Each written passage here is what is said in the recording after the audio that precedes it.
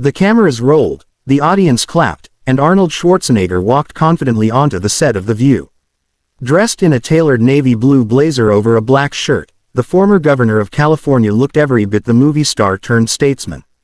He smiled, waved, and even threw in a playful, "I'll be back," before sitting down. The crowd loved it. It was meant to be a light segment.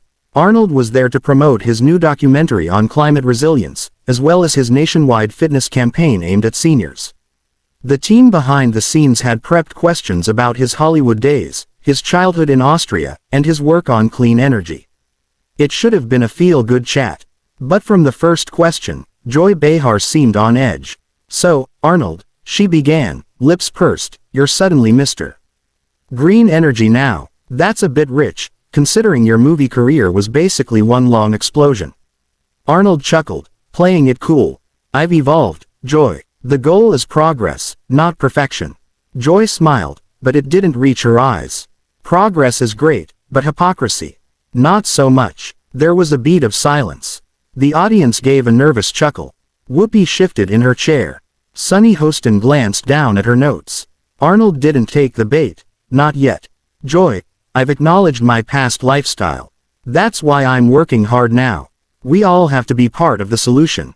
Joy leaned forward. "But don't you think it's fair for people to question your credibility? I mean, one day you're lifting tanks on screen, and the next you're lecturing about carbon footprints." Arnold's face stiffened. "I've put my money, time, and effort into these causes. I built infrastructure for clean transit in California. I funded environmental programs with my own money. I'm not lecturing, I'm acting." Sonny tried to redirect the conversation. "Let's talk about your initiative for senior fitness." But Joy wouldn't let go. "Is this the same initiative you launched while flying coast to coast in a private jet?" That's when Arnold snapped.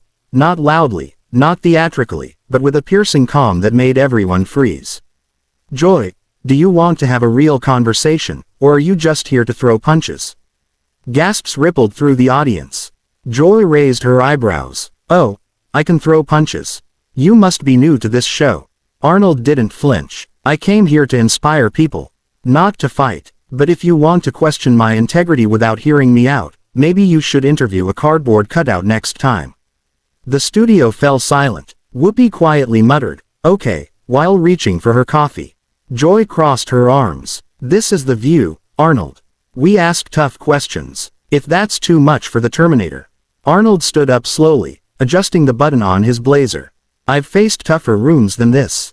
But I won't waste my time shouting over someone who doesn't want to listen. You want ratings? Congratulations." And then, live on air, he walked off set, just like that. Producers scrambled to cut to commercial, but the moment had already gone viral. Phones were out, clips were already hitting the internet before the studio lights even dimmed. Joy sat still, fuming. The co-hosts avoided eye contact. Backstage, all hell was about to break loose. But for now, the image burned into the public's mind was simple. Arnold Schwarzenegger, calm but defiant, walking off The View, leaving behind a stunned Joy Behar and a nation already picking sides.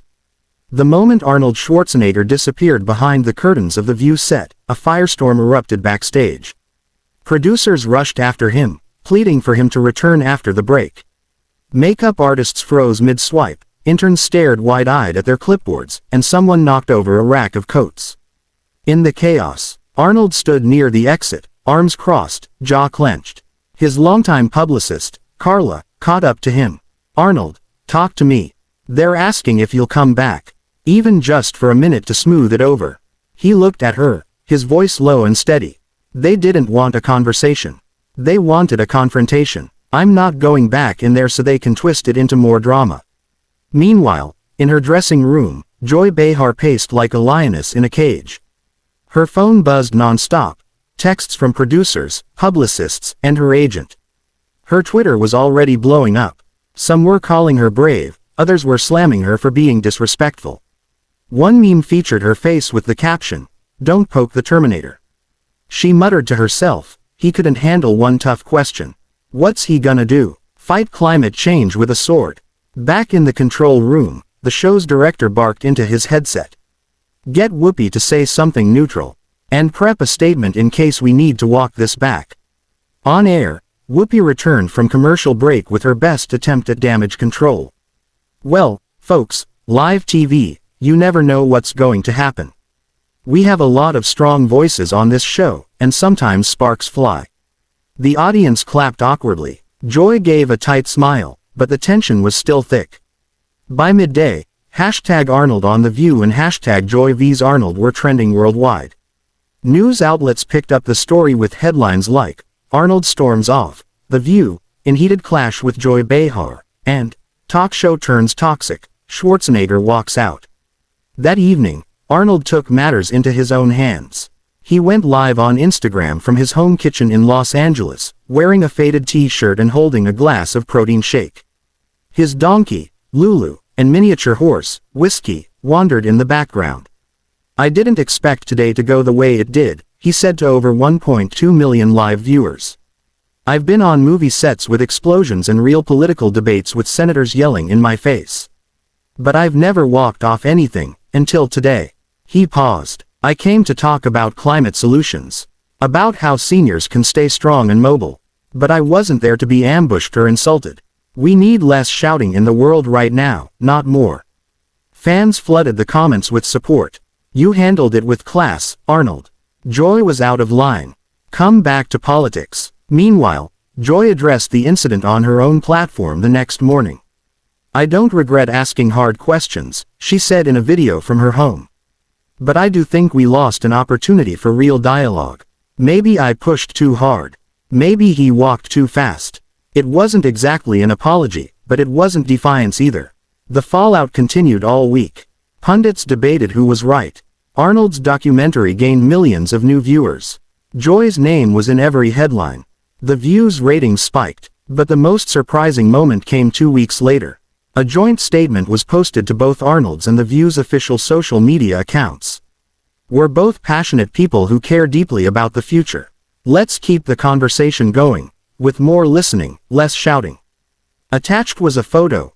Arnold and Joy, awkward but smiling, seated side by side on a soundstage. Peace, or at least publicity, had been restored.